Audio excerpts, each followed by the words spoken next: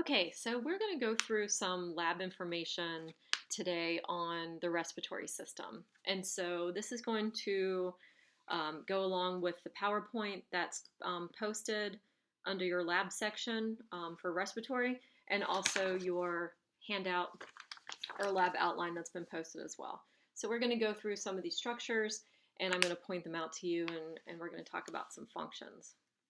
Okay, so to start with, we're looking at the respiratory system as a whole, and we're going to start with some structures in the upper respiratory tract, and then progress and talk about structures that are in the lower respiratory tract as well. A lot of these structures, I have recorded videos on the models that are in the lab. So once you take a look at this, I would recommend that you watch those as well, because you'll get to see them in the context of the models. Okay, so I'm basically going to follow our lab outline. So the first part, the first region of our upper respiratory tract that we're going to talk about is the oral cavity. And so we have a couple things here. Number one, we've got the palate. So if you feel the roof of your mouth, that's the palate. And so anteriorly, we're going to have the hard palate, which it's hard because it's bony, and that's going to be the more anterior part of the roof of your mouth. If we go posterior, we are now heading into the soft palate. And we call that the soft palate because it's made out of soft tissue. And if we look at it in this, this is a sagittal plane view, we see the same thing. So here's our hard palate here. That's going to be the bony, more anterior part. If we go posterior, this area through here is going to be our soft palate. And so one thing to note is that the palate actually forms this, kind of wall or separation between our oral cavity, which is going to be superior to it, and then our oral cavity. Did I say oral cavity? Nasal cavity, superior to it, oral cavity that is inferior to it. So palate's in between. Another structure in our oral cavity is our tongue, and that's the structure that you're looking at here. And then the last one are our lingual tonsils, which is going to be this group of lymphoid tissue here, right at the base of the tongue. Lingual means tongue, so when you see that word, that's what that means. Lymphoid tissue plays a role in our immune function, so it's going to help trap pathogens that we ingest in our food, or even breathe in through the air. So that's the oral cavity. If we look a little bit above the oral cavity, we see nasal cavity. So let's talk about a few of those structures. So here's our nasal cavity through here, right? And so a couple things we have here. Your external nares are basically your nostrils, okay? And so that's how we're going to breathe air in. So this little opening here is going to be the external nares, okay? We also, if we have external nares, we're going to have internal nares as well. And we're going to see those here. Here's our internal nares. And so this is going to be basically this space here, more towards the posterior aspect of our nasal cavity. We also have the opening to the eustachian tube, which is going to be here. So right at the posterior aspect of the nasal cavity, you've got this tube, and we can call this the auditory tube, the pharyngotympanic tube, or eustachian tube. You can use any of those, it's fine. You'll see it written a variety of ways. But this is basically a tube that connects your inner ear and the posterior aspect of your nasal cavity. And I just included this to talk to you. This is one example of some clinical relevance. In kids, their eustachian tube tends to be fairly horizontal, and so a lot of gunk gets built up in here, and that's what leads to ear infections in kids. But as you grow and your face elongates and changes shape, you can see that eustachian tube becomes more vertically oriented, so that when you have stuff that backs up into it, it's more likely to drain out into your nose and then out rather than back up against that eardrum. So that's eustachian tube. The last structure that's notable in the nasal cavity are our nasal concha. And we've got three of them. So we've got superior, middle, and inferior, and they're here. So here's our superior one, here's our middle one, and here's our inferior one. And so these guys are basically like projections of bone inside the nasal cavity. You might remember them from when we did the skull back fall semester. And so these are covered with mucous membrane inside your nose, and they do a couple things for us. They increase surface area, they create turbulence with the air that you breathe in, and so it kind of mixes up the air and humidifies it. So that's what we see with them. The next structure that we see, this is just similar thing, just in a slightly different view with some colors. I'm going to skip ahead just a little bit and get to this. This is kind of the next area of the upper respiratory tract. This is the pharynx. So we've done nasal cavity here, and we've done oral cavity here. And so kind of this next area traveling down is going to be the pharynx. And we take the pharynx and we divide it up into three different sections. So the first is the nasopharynx. So that's going to be this area that's posterior to the nasal cavity. We've got the oropharynx, which is going to be posterior to the oral cavity. And then we've got the laryngopharynx, which is basically heading down into the larynx, which is going to be this area through here. So this is kind of our middle area here. We're still talking about upper respiratory tract though. So some structures of note here, same thing, just a slightly different view. Here's our nasal cavity, and if we look in the posterior aspect of that, in the area of the nasopharynx, we see a couple different things. One of them is the pharyngeal tonsil, and so that's this structure here. This is included in the nasopharynx, and again, this is another collection of tonsil lymphoid tissue that helps to collect pathogens that we might breathe in the air. These are also our adenoids. So another name for them is adenoids. So if you've known anybody who's had an adenoidectomy, that's when they take out those tonsils because they get large and inflamed and they can block your airway when you're sleeping at night and cause you to snore and that sort of thing. So those are pharyngeal tonsils. The next structure that's interesting is this little guy right here, this little flap of tissue. Okay, and it's hanging down off of the soft palate. This is called your uvula. Okay, and so this is the tissue that if you look, into your oral cavity and you see this little piece of tissue hanging down, that's your uvula.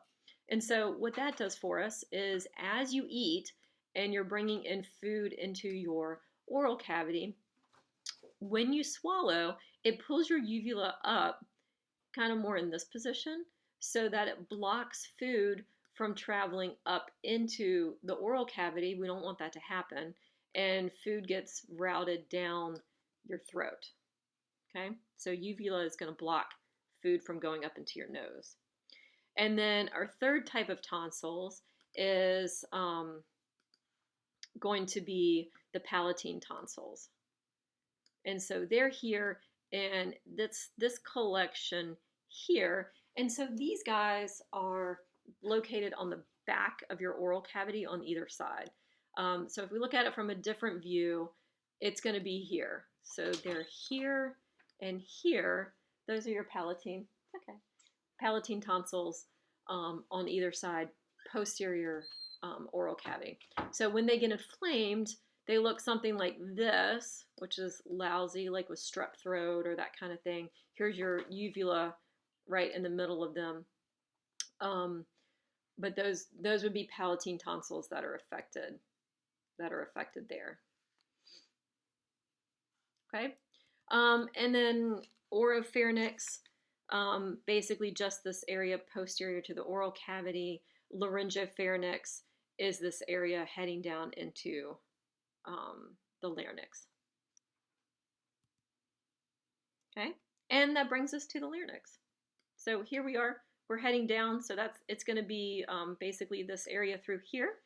And we've got a couple interesting structures in here. So one of them is the glottis. And the glottis is going to be basically the opening of the larynx. So if you look at it from the top, you're basically going to see a hole in a tube. And this comes out really nicely in the video of the model that I show you. I show you kind of down from the top, and you see the opening as you look kind of from this direction. You're going to see like this opening heading down that way, and that's the glottis. Okay, epiglottis. So epiglottis is this flap of tissue here. Okay, this is elastic cartilage, and what it does is it blocks food from traveling into the trachea when you eat.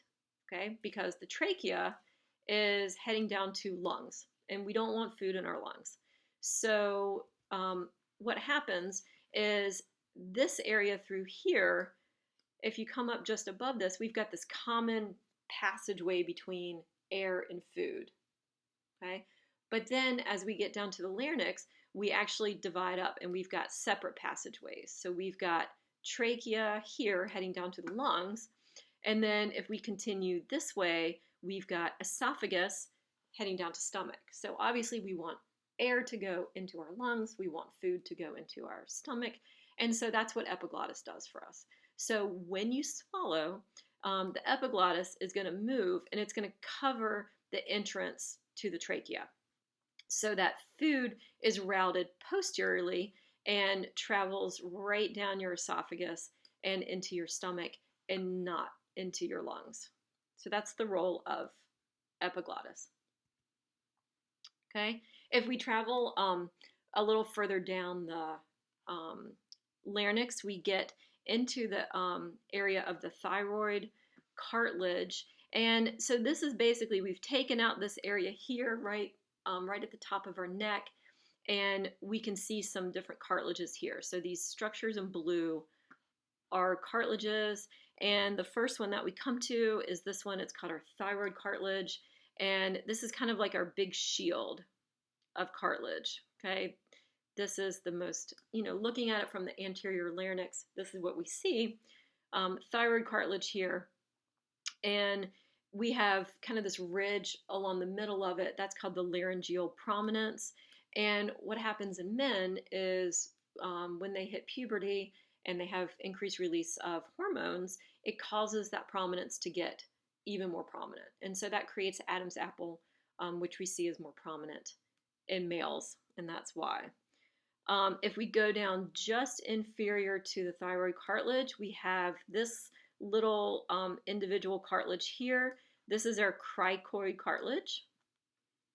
Okay, and then as we travel on down the trachea, we see these kind of pieces of cartilage. They're not true rings because they're not completely circular. They're open in the back, but these are going to be our tracheal cartilages. Okay, and they travel all the way down your trachea, and they help to kind of pull the trachea open so that air can go in and out all the time. Okay. Now, if we turn the larynx around and we look at it from the back, this is what we see. So this is a posterior view, and we see some interesting things here too. So we see these little kind of pyramid-shaped cartilages here. These are called the arytenoid cartilages. And then these little tiny pieces on top. And these are corniculate cartilages. Okay, so corniculate cartilage is going to be the little peak of cartilage on the top. The arytenoid cartilage is on the bottom there. And what these guys do is they actually serve as attachment sites for our vocal cords. So like right in between here is going to be your vocal cords. And those arytenoid cartilages rotate, they kind of pivot, and they allow the vocal cords to either come closer together. So like these two would move closer together or farther apart, and they let air pass between them and they vibrate. And that's how we create sound. Okay. And again, the video that I did of the model does a really nice job of showing you how they actually move. But the arytenoid cartilage, the thing that's important about them is that they are the ones that pivot back and forth to allow your vocal cord to come together or separate. In terms of vocal folds, this is looking straight down into your throat. We see this area here. See how nice and white it is on this picture? These are your true vocal cords, also known as your vocal folds. And these are the part of your vocal cords that are responsible for creating sound. Okay, these are the ones that come close together and they vibrate. I've actually got a couple videos posted to Moodle where you can see them vibrating. They're kind of cool to see. They're so white because they're avascular. They actually don't have a blood supply. So they're made from ligaments, and that's why they're so white. If we come to the outside here, these structures here on the outside of the true vocal folds, so here and here, are your false vocal folds, otherwise known as vestibular folds. So these areas through here basically just serve to close off the glottis. They don't actually play a role in creating sound. Okay, and I think the only thing that we missed from here is the hyoid bone. If you remember hyoid bone, this again is looking at larynx from the front. You see this bone right here. If you remember hyoid bone from before, it's like this C-shaped bone right at the top of your neck. It's the only bone in the body that doesn't articulate with another bone. It only has attachments to ligaments. And this is it here. This is just looking at it from a posterior view. So that's hyoid bone. Okay. And in this view too, this structure right here, this is showing you epiglottis. Looking at it from the back, it's just a flap of tissue. This would be a posterior view. Okay. So, heading on down the trachea, we've got, this is just another view of your vocal cords. And then you can actually see, this is heading down trachea, you can see these tracheal cartilages in here too. And this structure here would be epiglottis that we've kind of come down behind. Okay, so this is showing you, here's your thyroid cartilage, here's your cricoid cartilage, and then your tracheal cartilages coming on down the trachea. Just one thing I want to point out, just because I think it's interesting, is let's say you have a crushed larynx or you have a food obstruction or something. They can come in and do a tracheostomy, which is basically they're going to cut like a little hole in between those tracheal cartilages, and they can put an airway in so that if you have some sort of obstruction or injury up here, they can actually drop down below it and give you air below that obstruction. So tracheostomy. If you've ever seen a patient, sometimes they'll have like a little healed incision in that area. That's what that's from. They have to do this with people who are, sometimes in the hospital and can't breathe on their own or have had significant injuries.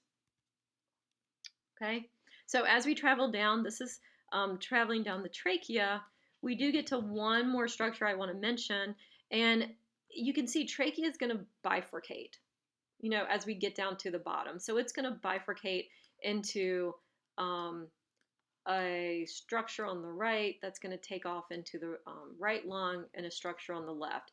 So what we end up having in this area is this little piece of cartilage right at that bifurcation. And that's kind of interesting. It's called the carina. And you've got this on your on your handout, this is right at the tracheal bifurcation, and the carina is this little kind of wedge-shaped piece of cartilage that is located right at the tracheal bifurcation. So it's basically going to look like that. Okay, so it's called something specific, and that's what that is. Okay, so this is your tracheal bifurcation. That's what this is, where we have trachea that's going to come down, and then it's going to divide into a right primary bronchus. So that's what this one is, and then a left primary bronchus. Okay, heading down into the right and left lungs. Okay, so here's right lung. This person's going to be in anatomical position. So here we've got primary bronchus heading down into right lung. We do have 3 lobes in the right lung. It's a little bit bigger than the left side. So here's the upper lobe here, here's middle lobe, and then here's the inferior lobe. On the left side, we've only got 2 lobes there. So here's left lobe of the left lung, or sorry, upper lobe of the left lung, and then lower lobe of the left lung. It's slightly smaller. We do actually see this cardiac notch here because that's where the heart is going to go, and it kind of, takes up some of the space on the left side. Okay, so we've got left and right primary bronchi that are going to head into each lung, and then once they travel in, they're going to start to branch, and these are kind of like the branches on a tree. They're just going to be upside down. So we're going to have primary bronchi that are going to travel down. They're going to divide into secondary bronchi as they get a little smaller, and then secondary bronchi are going to divide into tertiary bronchi as they get smaller, and then even smaller from there. Okay, so we're going to continue to divide as we move away and head deeper and deeper into the lungs. As we move further down, we end up dividing and dividing, and finally we get down to the level of the bronchioles. So basically, this is when your airways get really, really small. We end up at the level of the bronchioles. Okay, so we eventually end up all the way down to this structure, this particular type of bronchiole, and this is called the terminal bronchiole.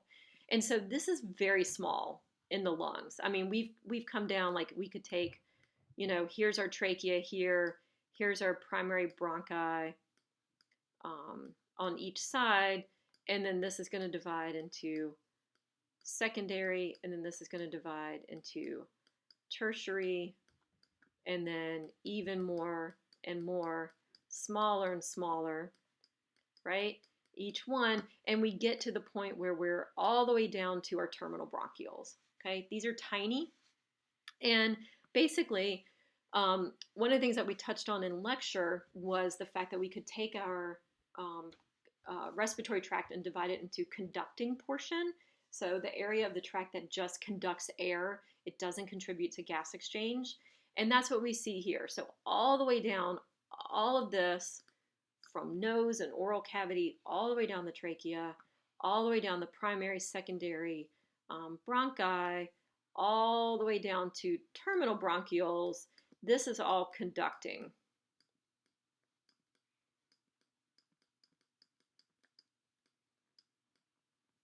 Okay, conducting pathway.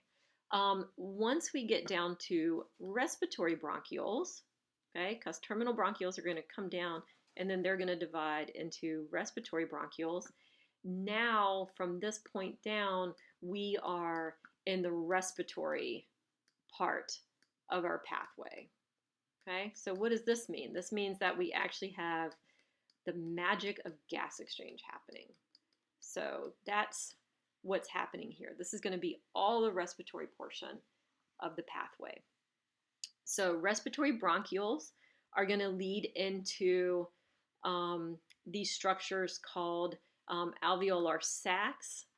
And so this whole cluster of these grape-like structures is called an alveolar sac. And each respiratory bronchiole is going to lead into an alveolar sac. Okay? Now, what you see with this is you've got a little opening kind of at the end of this respiratory bronchiole leading into this alveolar sac where it's a duct. It's an opening and it's going to let air flow into those alveoli. Each individual grape, in this cluster of grapes is called an alveoli. And this is basically where the majority of our gas exchange is going to happen. It's got huge surface area. It's very, very thin. We've got this respiratory membrane that we'll talk about in lecture, and it allows for diffusion of oxygen and carbon dioxide. Okay, so basically, for lab, we're talking mostly structures, and then in lecture, we're going to get like the physiology of how this actually happens. There is a video posted on YouTube, and I have a model of the alveoli, and I talk through these structures on that too. So make sure you take a look at that. Okay, I do want to point out the hilum of the lung, and this is something particular. Like if you take the lungs and you kind of rotate them so you look at the medial aspect of the lung, you're going to see this structure through here. And it's basically this area where we have all these vessels coming in and out of the lung. You've got the primary bronchus that's coming into each lung. You've got pulmonary arteries and veins. You've got bronchial arteries and veins. And so this is just kind of a specific area where these vessels come in and out. And it's located on the medial aspect of the lung because it's facing the heart. Okay, so I just wanted to point that out to you.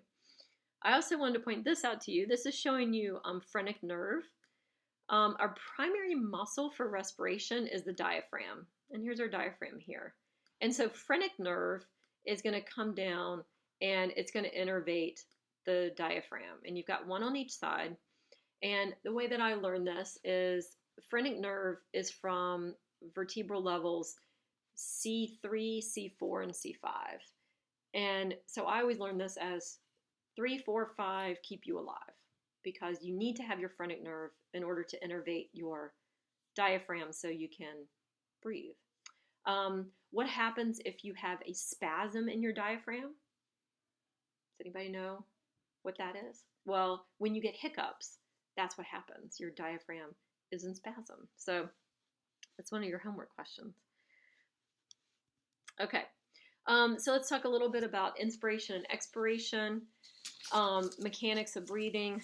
So what we see with this is quiet inspiration. So that means just inspiration at rest is primarily due to diaphragm and less so to external intercostals. So they're going to contract. Diaphragm is going to descend in the thoracic cavity, and it's going to result in pulling air in down its pressure gradient.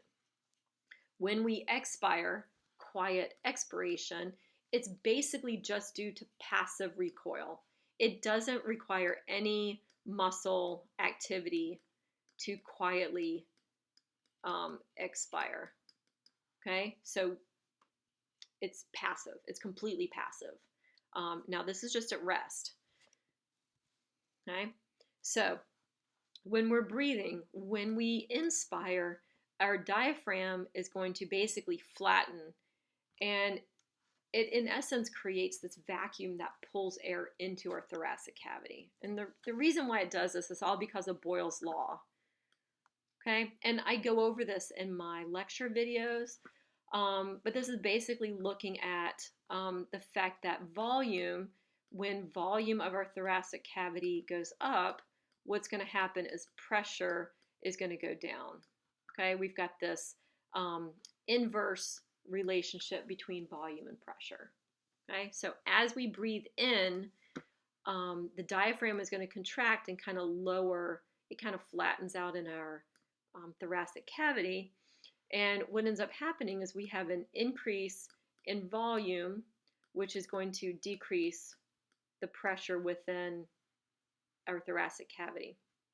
Air is going to flow in because it's going to go from its area of higher pressure, which is out in the atmosphere around us, into our thoracic cavity because it's lower pressure. Okay? And then the flip, the opposite thing happens with expiration. So when we expire, we relax and we have passive recoil of our diaphragm. So our diaphragm is going to kind of dome back up again. So inside our thoracic cavity, we end up having a decrease in volume. And because we have that inverse relationship, we're going to have an increased pressure in this area. So the pressure inside our thoracic cavity is going to increase higher than the pressure of the air around us. So that, in essence, pushes air out of our thoracic cavity back out into the atmosphere.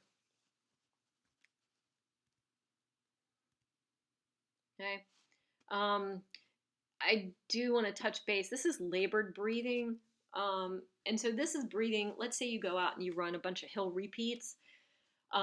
This is what happens when you're really sucking air. So you're not just sitting at rest, you are really working or really exercising. So we call this forced inspiration because you're forcing air in and you're forcing air out. So you've got some extra muscles that come in and start helping. And we call these accessory muscles of respiration. Okay, so muscles that help you pull air in are going to be any muscles that help to elevate your rib cage, because as you breathe in, your ribs move up and out. So sternocleidomastoid is going to play a role in that. Scalenes, which are these anterior neck muscles, and then pectoralis minor, because it attaches to the ribs. They're all going to play a role in increasing your ribs moving upwards. When you expire, so you push air out, so forced expiration, what we see is our abdominal muscles play a big role in compressing our abdomen and our thoracic cavity to push that air out, as well as internal intercostals help to pull the ribs back down again to push air out. So a little bit of difference there between muscles that are active in quiet respiration and then forced respiration, like when you're working. Okay. With this, I basically just went through and I spelled out all the structures that are part of the conducting zone, and reminding you that these structures have thick walls and this is not an area of gas exchange. But as we move a little further down, we get down into the respiratory zone. The walls become thinner, and these are the areas of gas exchange, starting with the respiratory bronchioles.